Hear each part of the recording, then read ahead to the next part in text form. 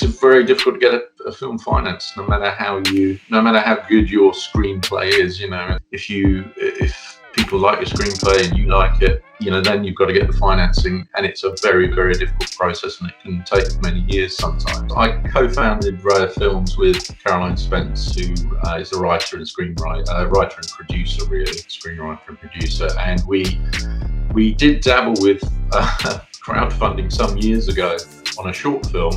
We don't normally do shorts, but we thought we'd give it a go on a short film, and then another larger film. And at that point, I wasn't keen on it, and I think it was the whole concept of crowdfunding was kind of evolving at that point. I mean, it's evolving now, but it was, on a more exponential curve at that point.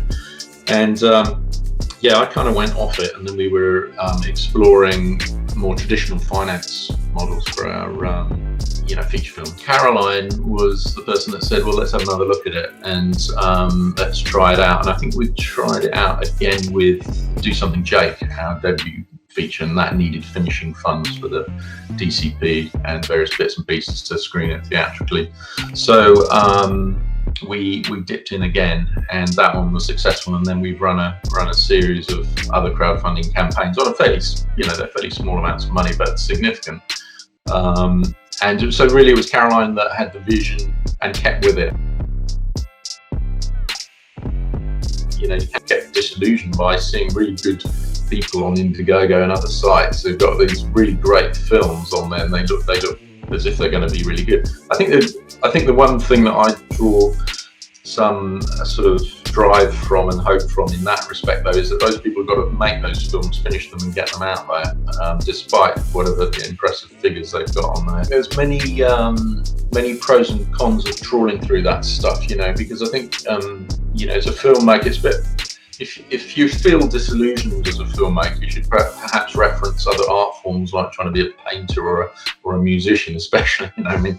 So if you're trying to be a musician, and you've got all the competition and all of these great singers are coming out. Especially now, it's all about singing and the voice, isn't it? And it's the same with film now. We're kind of like the jazz musicians of film, in that we don't have a lot of money, we don't have a lot of people around us, but what we do is good, and we're trying to get it out there. I think that's analogous. I also like the entrepreneurial kind of philosophy, and I think if you go onto Indiegogo and see what people are doing, it is inspiring. And I think as long as you're prepared to do a lot of work, and also prepared to be disappointed as well, because we've had our disappointments, not only in crowdfunding but other things, but you have to be prepared to take the knocks and then pick yourself up and go forward.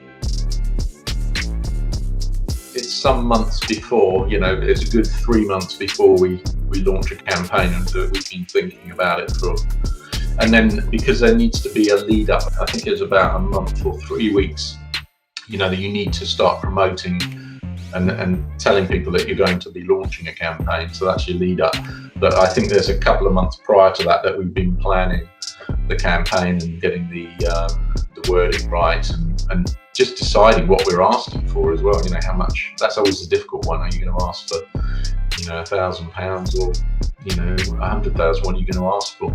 And then in the context of that, what are you offering people? So all those decisions are some months before, and then you don't necessarily have to have the screenplay completed at that point, but you need to have a good idea of the treatment and exactly what kind of film it is, and your synopsis and log lines and things like that. So there's a lot of work prior. It's almost like a little production in itself, a film production. You have your pre-production of the campaign, then you run it, which is nuts, and then you have your I suppose the bit after, which is actually the production of the film if you get the money. You generally have a look around and see what other successful crowdfunding campaigns have done, and then meld them into your own, project, so that you, because every film project is different. So if you're offering DVDs or Blu-rays or something like that, you know, that's an obvious one that you can offer. But you can get creative if you want by offering other things that people, it's the vanity investment thing that people often want. They want to, people who are not in the film business want to be associated with a movie or a film.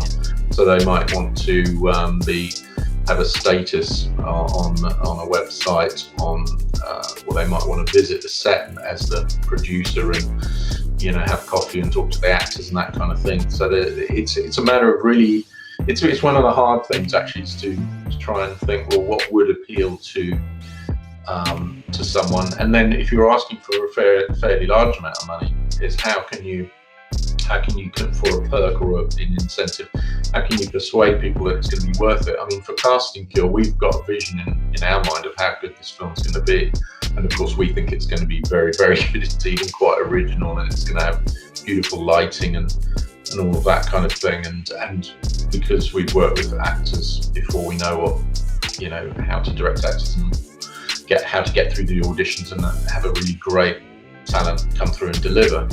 But how do you if someone wants to come in to Casting Kill and be a producer or executive producer and put proper money in, how do you convey that to them?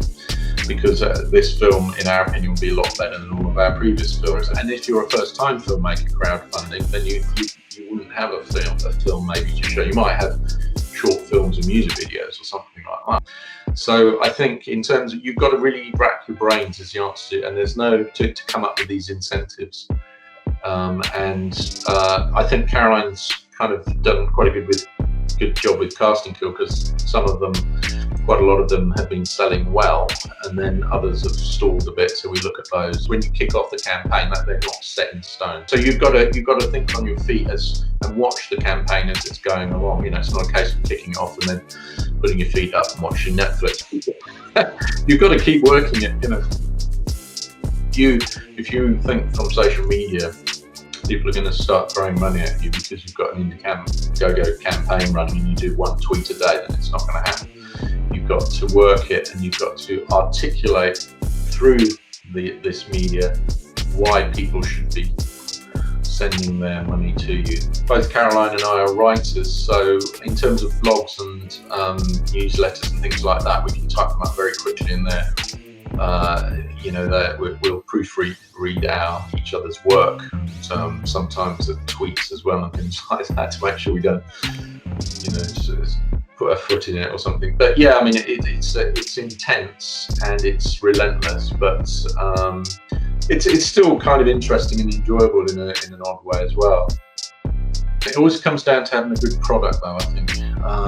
You know, if you come outside of the film business for the moment, I mean, some of those things that you see on Indiegogo, those projects where they're making new devices or exercise machines or whatever, they seem to be making millions, don't they? Or at least, you know, they've got, that's the way it appears. But I think a good product, also about the people, there's so many bad videos that people make. You know, this is a people business, because you sell to people that will like you, you know, as people. We've hooked up with all sorts of people around the world that we've never met before in person, and we're kind of friends with them now, and it's really weird but gratifying as well. But I think it's because they kind of like us, and we have a conversation, we engage, as you've been saying. So have a good product, engage with people, present yourself well if you can. Yeah, because when we do our crowdfunding videos, we can't afford lots of gear and everything to do that. It costs more than the film. So, you know, we put something together that we feel is personal, and then be very active and engage with people as you go through the campaign. And those are the tips. It's an interesting new way of financing films, and it's a game changer, really, I think.